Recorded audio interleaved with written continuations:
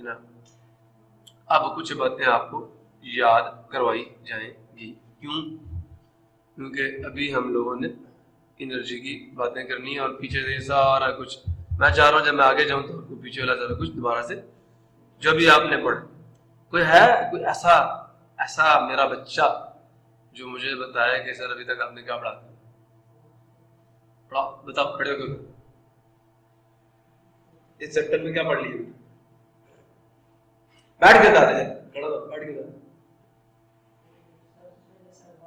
बोल उसका mathematical formula, फिर उसके केसेस, फिर जब फोर्स डिस्प्लेसमेंट के सिम्प में होगी तो फिर डब्ल्यू हो जाएगा, और जब फोर्स डिस्प्लेसमेंट के सिम्प में नहीं होगी तो फिर फॉर्मूला लगेगा W is equal to F S cos theta. Next, फिर एनर्जी की किस्में, मैकेनिकल एनर्जी थी, मैकेनिकल एनर्जी की दो बड़ी किस्में थी।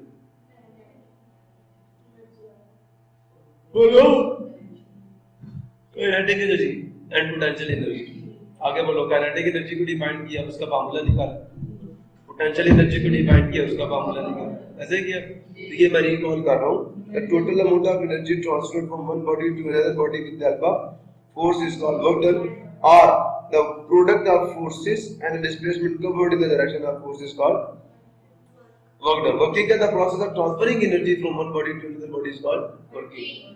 फैक्टर इफेक्टिंग द वर्क, तीन फैक्टर्स से याद आया, following other factors affecting the work: number 1 magnitude of force acting on the body, number 2 displacement covered by the body with the direction of force, और number 3 angle between the force and the displacement covered by a body.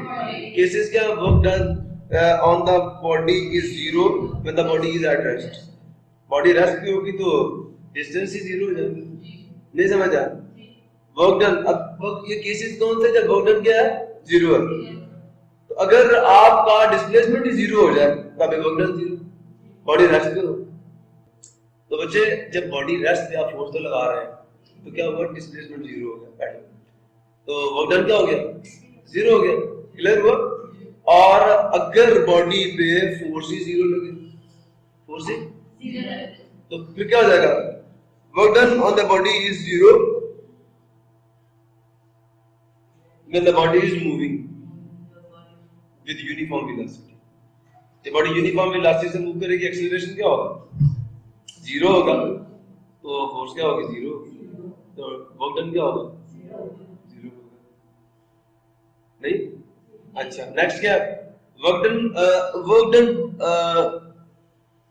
Bye a body is zero, या work done on a body होना चाहिए, is zero on होना चाहिए। कब zero होगा? तीसरी चीज थी एंगल, है ना। तो work done on a body is zero when the angle between the force and the displacement R motion of body is 90 degree. अब 90 डिग्री पे कॉस क्या होता है, जीरो होता है। और आपको पता है जो वर्क है वो क्या, F S cos of theta, और कॉस ऑफ 90 ये भी आपने पीछे देखा कितना हो जाएगा, जीरो। क्लियर हो गया? सो ये तीन केसेस है जब वर्क डन क्या होता है, जीरो होता है। कंडीशंस ऑफ डूइंग वर्क, तो ये बच्चे दो कंडीशंस हैं, work is done by a body when the following condition, जब work is done by a body या ऑन ए बॉडी, किसी बॉडी पे वर्क होगा या बॉडी वर्क करेगी, ठीक है। When following conditions are fulfilled, जब दर्जेदार शर्तें पूरी होती हैं। पहला क्या है, a force must act on the body. Number 2 क्या है, the body covers the displacement in the direction of force. Work formula आपको पता है, W is equal to F S, the unit of work is joule। 1 joule क्या होता है, the amount of work done by a force of 1 Newton। सुन रहे हो? The amount of work done by a body is 1 joule, by a force is 1 joule, when a force of 1 Newton moves a body through displacement of 1 meter in each direction। Okay? Mathematically क्या है इसकी, तो work is a product, ये mathematical definition है किसकी, work की। तो work is a product of force and displacement S in the direction of force, thus work done is equal to force multiplied displacement, or W is equal to Fs। Sometimes force and displacement do not have same direction। Here the force F is making an angle theta with the force, ठीक है, on which the body। अच्छा, ये शक्ल में याद आया?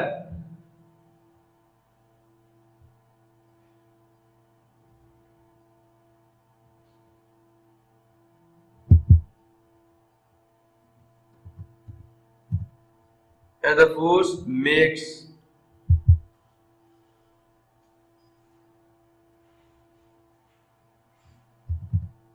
an angle theta with the surface, ठीक है, on which the body is moved, resolving f into its perpendicular component fx and fy as fx is equal to f cos theta, fy is equal to f sin theta.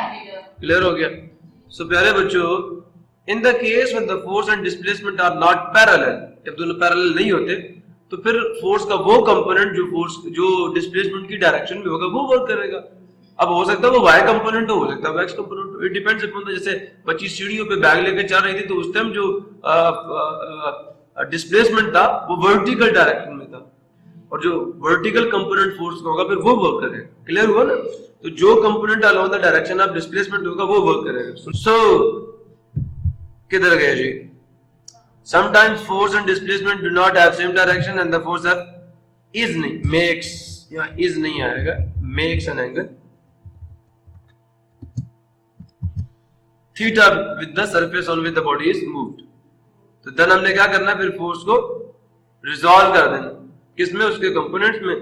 तो याद है, in the case when force and displacement are not parallel, तो हम only x component of x parallel to the surface causes the body to move on the surface and not the y component of y। फिर हमने ये लिख लिया w is equal to fs cos of theta, fs की value put कर दी fx की। Work is a scalar quantity and it depends upon the force acting on the body, ठीक है। displacement and angle between them, okay, between them mean displacement and the force, problem किसी को। so इसी के साथ आपका जो अभी तक आपने पढ़ा वो रिकॉल हुआ। अब जनाब हम बात करते हैं जी energy. The ability of a body to do work is called its energy. Mechanical energy थी, the energy possessed by body due to its motion और position is called its mechanical energy. Types of mechanical energy, there are two types of mechanical energy, kinetic energy, potential energy. Kinetic energy का the energy possessed by body due to its motion is called kinetic energy. Potential energy का the energy possessed by body due to its certain position is called its potential energy. Clear हो गया? A body of mass 50 kg is raised to the height 3 meter। Height दे दी, मास दे दिया, जी आपने खुद डालना। तो वो कहता है what is the potential energy, तो जी आपको दे दिया, मास 50 दे दिया, हाइट दे दी, जी दे दिया। मैं फार्मूला तो मैं लिख के दे ही दूंगा, एमजीएस में वैल्यूज पुट कर दें तो आपकी जो एनर्जी है 1500 जूल। अगर कुछ समझ नहीं आया तो मैं समझाने को। अब जनाब आगे न्यूमेरिकल कहते हैं force of 200 Newton acts on a body of mass 20 kg। The force accelerates the body from rest until it attains a velocity of 50 meters per second। ठीक है? सो समझ आ नहीं आ रहा? Through what distance the force act. अब बताइए आपसे क्या कह रहे हैं, आप वो डिस्टेंस बताएं, वो जितना डिस्टेंस फोर्स ने अमल किया और वेलोसिटी ये हुई है। समझ आ रही है? मैं दोबारा समझाता हूँ। देखिए बॉडी रेस्ट पे थी, फोर्स लगनी शुरू हुई, और बॉडी एक्सेलरेट होते होते होते होते उसकी वेलोसिटी कितनी होगी, 50 मीटर पर सेकंड। अब इस दौरान बॉडी ने कितना डिस्टेंस मूव किया? तो बच्चे जब आपने काइनेटिक, ये बड़ा मजे का न्यूमेरिकल और पेपर में आने वाला है क्या, कि आपने जब काइनेटिक एनर्जी का फार्मूला प्रूव किया तो लास्ट स्टेप में क्या था, आपने कहा था Fs is equal to half mv। ये फार्मूला याद रखना।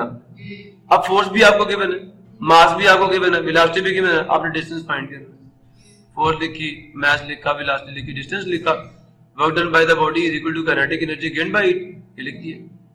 Fs is equal to this, work kinetic energy के बराबर होगा। जितनी बॉडी ने अटेन कर ली, जितना आपने वर्क किया वो बॉडी की काइनेटिक एनर्जी में कन्वर्ट हो गया। अब आपने फोर्स कितनी दी थी, आपको फोर्स नीचे ले गया आप, तो 2 × 200 न्यूटन, ऊपर मास पुट किया, वेलोसिटी का स्केल ले लिया। अब ये कितना आ जाएगा, 2500, उसके 2 जीरो कट जाएंगे, ठीक है। तो आखिर पे आपका जो डिस्टेंस है 125 मीटर आ गया। The distance moved by the body is 125 meters। Clear हुआ? अब जनाब sum of the main forms of energy, बच्चे जो कैलकुलेशन वर्क था वो हो गया खत्म। समझ आया कि नहीं आया? अब मुझे आप बताएं कि मुझे आप इसका टेस्ट कब दे रहे हैं। मुझे फार्मूला चाहिए पोटेंशियल एनर्जी का, और मुझे फार्मूला चाहिए काइनेटिक एनर्जी का, और मैंने जितने न्यूमेरिकल्स अभी तक करवा दिए इन सब का टेस्ट चाहिए। बताइए, लेक्चर खत्म कर दो। ये फॉर्म्स ऑफ एनर्जी है, मैकेनिकल एनर्जी आपने पढ़ ली है, इसकी डेफिनेशन पढ़ ली है, नहीं पढ़ ली? इसकी इंशाल्लाह आगे नेक्स्ट चैप्टर में आप पढ़ेंगे इसकी डेफिनेशन। इसकी इंशाल्लाह आप आगे जाके पढ़ेंगे 10वीं में, ये मैं आपको पढ़ा चुका हूँ। That form of energy which produces a sensation of vision, that form of energy which produces a sensation of listening in our years. ये केमिकल एनर्जी और ये न्यूक्लियर, ये भी इंशाल्लाह हम बात कर चुके हैं केमिस्ट्री में। Energy stored in chemical bond, चाहे वो आयनिक हो चाहे वो कोवलेंट हो, केमिकल एनर्जी, ठीक है। तो न्यूक्लियर एनर्जी का energy that is stored in the nuclei of the atoms is called nuclear energy. Problem किसी को? सो प्यारे बच्चों, ये फॉर्म्स ऑफ एनर्जी हैं जो आपकी लाइफ में मौजूद हैं। तो कितनी है जी? 7 है, याद रखोगे। इधर देखिए, कौन सी होगी? लाइट, साउंड, इलेक्ट्रिकल और मैकेनिकल, हीट। अब देखें केमिकल, न्यूक्लियर, शेल्स में केमिकल होगी, न्यूक्लियस में न्यूक्लियर होगी, लाइट होगी, साउंड होगी, फिर इलेक्ट्रिकल होगी और हीट होगी और लास्ट में क्या आ गई आपकी? मैकेनिकल। ये डिफरेंट फॉर्म्स ऑफ एनर्जी हैं और फिर इनके ऊपर डिटेल में बात होगी। क्लियर? डेफिनेशन ही डेफिनेशन है और कुछ भी नहीं, ठीक है, कुछ भी नहीं है। ये आगे वाले जो टॉपिक्स हैं अप्रोक्सीमेटली एक घंटा मैक्सिमम, समझाने बाद में डेफिनेशन देनी है और आगे चलना, डेफिनेशन देनी है और आगे चलना। क्लियर हो गया? नहीं हुआ? इसी के साथ आज का लेक्चर क्लोज करते हैं, मिलते हैं नेक्स्ट लेक्चर में। तब तक के लिए अल्लाह हाफिज। पाकिस्तान